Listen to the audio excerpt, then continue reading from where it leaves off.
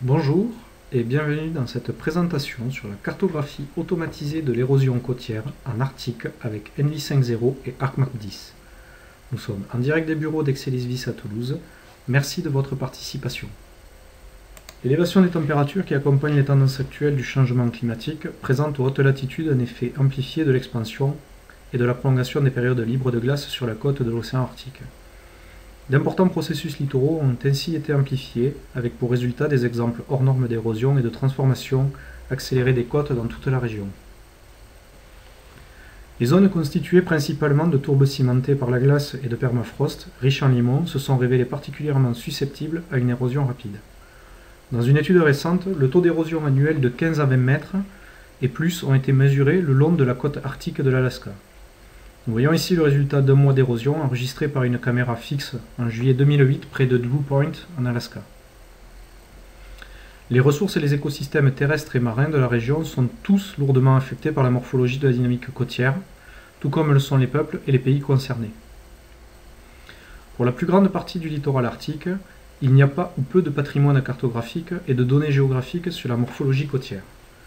Pour acquérir une compréhension suffisante de la côte arctique à des fins scientifiques, environnementales, de sauvegarde du territoire et des ressources, une carte morphologique à jour ne suffit pas.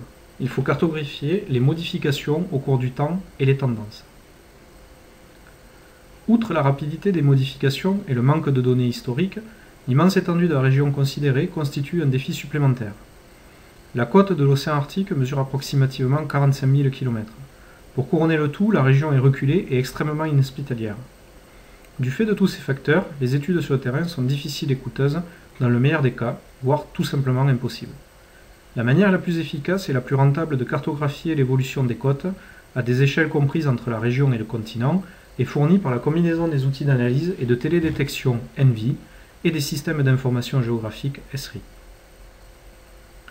Pour faire face aux défis lancés par ces besoins de cartographie, des modifications et des évolutions de la côte arctique, nous devons pouvoir couvrir les échelles allant de la région jusqu'au continent, et ce de manière objective, reproductible et économique en termes de temps comme de coût. Pour aborder le problème sous l'aspect des données, nous pouvons utiliser les archives Landsat qui offrent une couverture de la région dès 1972. Avec un survol toutes les 2 semaines, nous pouvons raisonnablement espérer des données de la région sans nuages au moins une fois par été. Par ailleurs, une correction géométrique conforme aux spécifications du niveau 1T a été apportée aux données Landsat, afin d'optimiser la précision spatiale des objets en fonction de la résolution des données, soit 60 mètres pour l'imagerie MSS et 30 mètres pour les données TM et ETM. Numériser manuellement l'Arctique au niveau de détail nécessaire pour saisir la morphologie et l'évolution des côtes serait complètement irréaliste tant du point de vue des coûts que du temps requis. Non seulement la procédure d'extraction d'objets d'ENVI trace la côte clairement dans toute la mesure permise par les données d'imagerie, mais elle fait de manière déterministe et reproductible sur la base de paramètres permettant un traitement programmatique. Il n'est par conséquent plus nécessaire de recourir à un photo-interprète pour superviser la procédure, et l'analyse s'exécute aussi vite que le permettent les ordinateurs et les systèmes de stockage. Pour des tâches telles que le traçage des côtes, il a été démontré que les résultats livrés par l'extraction automatique d'objets sont comparables à ceux obtenus par des photo-interprètes. Atout supplémentaire pour les résultats obtenus automatiquement, ils sont reproductibles. Avec ces hypothèses généreuses quant au tracé manuel et prudentes quant aux vitesses de traitement automatique, nous voyons qu'en exécutant ENVI et ArcMap ensemble sur de petites grappes d'ordinateur, une carte complète des modifications survenues sur l'ensemble de la côte de l'océan Arctique ces 40 dernières années pourrait vraisemblablement être obtenu en un mois environ.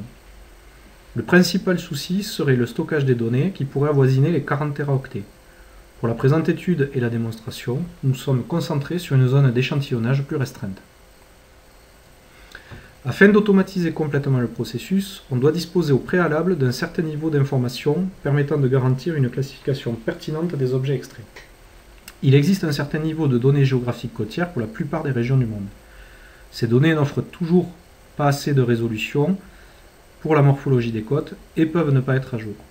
Des données géographiques approximatives peuvent néanmoins être utilisées pour distinguer les segments et les étendues dont l'identification est fiable, et les mettre à profit pour déterminer les autres segments de l'image.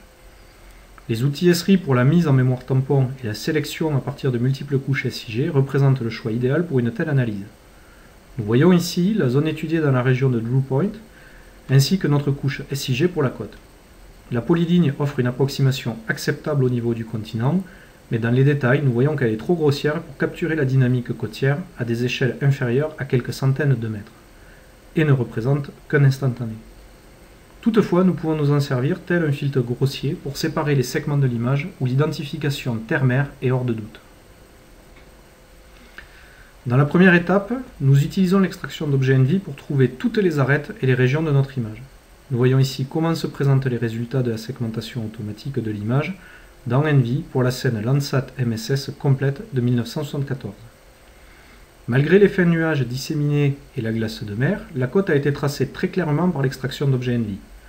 Avec cette fonction, nous pouvons compter sur des résultats cohérents en employant en entrée que deux paramètres, la segmentation et la fusion.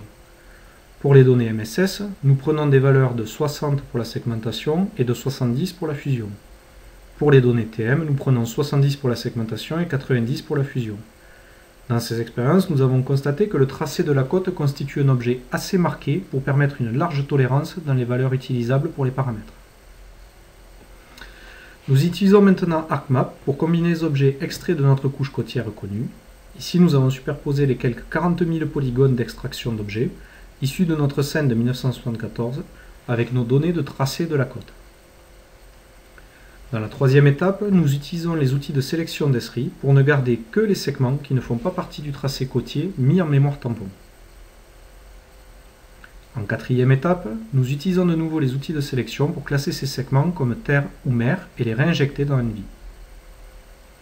Dans ENVI, pour notre cinquième étape, nous relançons l'extraction d'objets avec exactement les mêmes paramètres de segmentation et de fusion.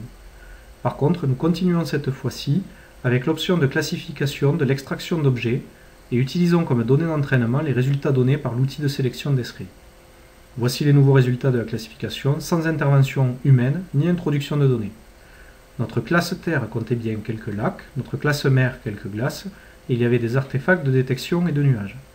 Malgré le caractère approximatif de notre polyligne initiale et les imperfections de nos données d'entraînement, nous pouvons faire appel à la loi des grands nombres pour garantir que la plupart de nos dizaines de milliers de polygones d'entraînement constituent des exemples utilisables pour la classification.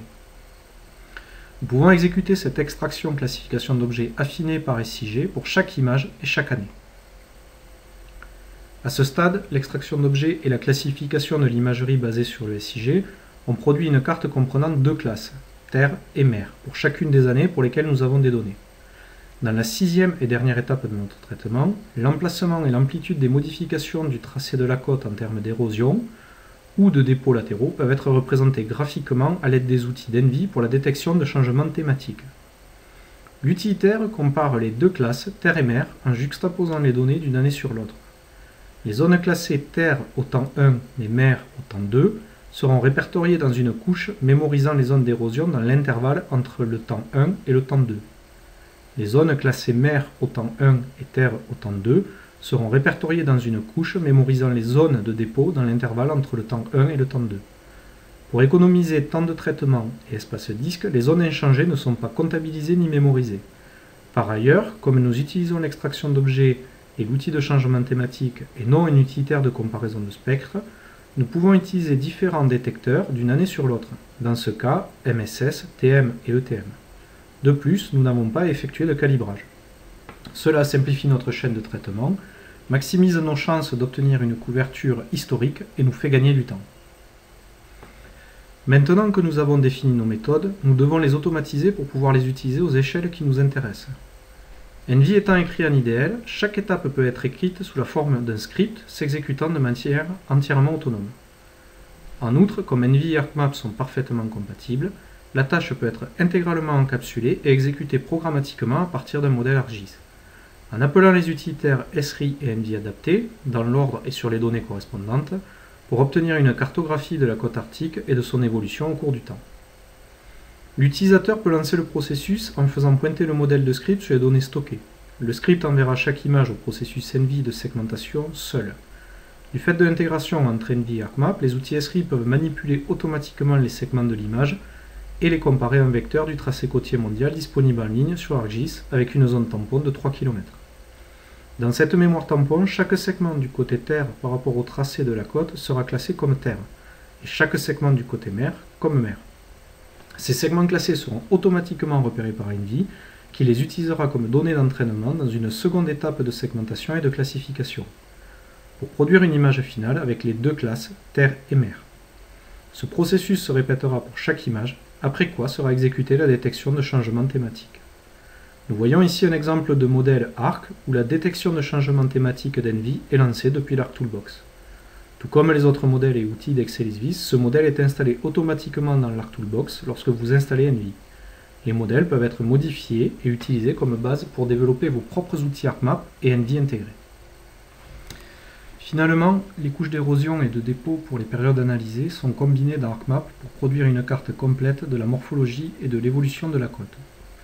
L'érosion figure ici en jaune pour la période 1974-1978, en orange pour 1978-1999 et en rouge pour 1999-2011. Il est clair que certaines portions de la côte subissent une érosion plus active que d'autres.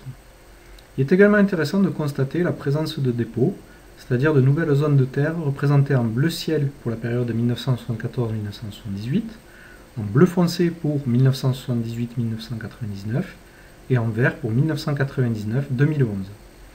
Les zones de dépôt se concentrent autour des cordons littoraux et des deltas de fleuves, ce qui suggère que les taux de fonte et d'érosion du permafrost sur la côte et dans l'intérieur ont un volume suffisant pour contrecarrer la capacité de transport de la dynamique côtière. Avec pour résultat ces zones de dépôt concentrées, visibles dans l'imagerie comme des cordons littoraux, des alluvions d'estuaires et des bancs de sédiments. Il est possible d'exécuter d'autres analyses et modèles à partir de ces couches, de les combiner avec d'autres couches, telles que les courants océaniques, relevés de température ou de précipitations, cartes géologiques ou topographiques. Ici, nous avons tiré parti de l'intégration des logiciels Esri et ExcelisVis pour créer en IDL un graphe des taux d'érosion résultant dans la zone étudiée. Ces taux sont actuellement à leur plus haut niveau depuis 1974. Un complément d'analyse avec une subdivision temporelle plus précise permettrait de mieux caractériser les tendances et la variance des taux annuels. Dans cette étude préliminaire, nous avons montré comment les technologies Esri et ExcelisVis rendent possible une approche entièrement automatisée de la cartographie côtière arctique et de son évolution dans le temps. Nous avons également identifié quelques possibilités de travaux et d'analyses complémentaires. Premièrement, on ne peut cartographier que ce qu'on voit. Notre processus fonctionne en présence d'une légère brume, mais les nuages opaques posent problème. Détecter les nuages opaques pour exclure ces zones du traitement fournirait au modèle une extension utile. D'autres études ont montré que cela peut être fait par un traitement automatisé. Deuxièmement, la côte doit être visible. Cela signifie que notre processus ne fonctionnera pas si le rivage est dissimulé par des glaces recoupant terre et mer. Comme pour les nuages opaques, d'autres études ont présenté des résultats encourageants dans la détection automatique de ces zones problématiques et leur exclusion de la chaîne de traitement. Par ailleurs, avec le rendement maximal que seul permet l'automatisation Envy et ArcMap, l'espace requis pour le stockage des données cartographiques de la totalité de l'océan Arctique pour les 40 dernières années se situe autour de 40 téraoctets. Pour arriver à une compréhension globale des processus d'érosion à l'œuvre dans l'océan Arctique au cours des 4 dernières décennies, il pourrait être plus efficace de passer par des étapes intermédiaires, comme la côte de l'Alaska ou la Scandinavie par exemple, et assembler ensuite les résultats de la détection des changements. Nous avons commencé avec une couche SIG approximative et l'avons mise en mémoire tampon pour amorcer nos données d'entraînement. Remarquons toutefois pour conclure qu'il est possible et peut-être plus efficace, une fois obtenu à partir de notre imagerie une première carte de base de la côte, d'utiliser ces données plus détaillées comme jeu d'entraînement et d'affiner progressivement nos résultats à mesure que la définition de la carte augmente au cours du temps. De tels défis sont à la portée des technologies Esri et Excelis, et leurs résultats apporteraient une lumière nouvelle dans la compréhension de la dynamique côtière de l'océan Arctique. Nous vous remercions d'avoir suivi ce webinaire sur la cartographie automatisée de l'érosion côtière en Arctique avec Envy 5.0 et ArcMap 10. N'hésitez pas à nous contacter pour de plus amples informations. Au revoir et à bientôt.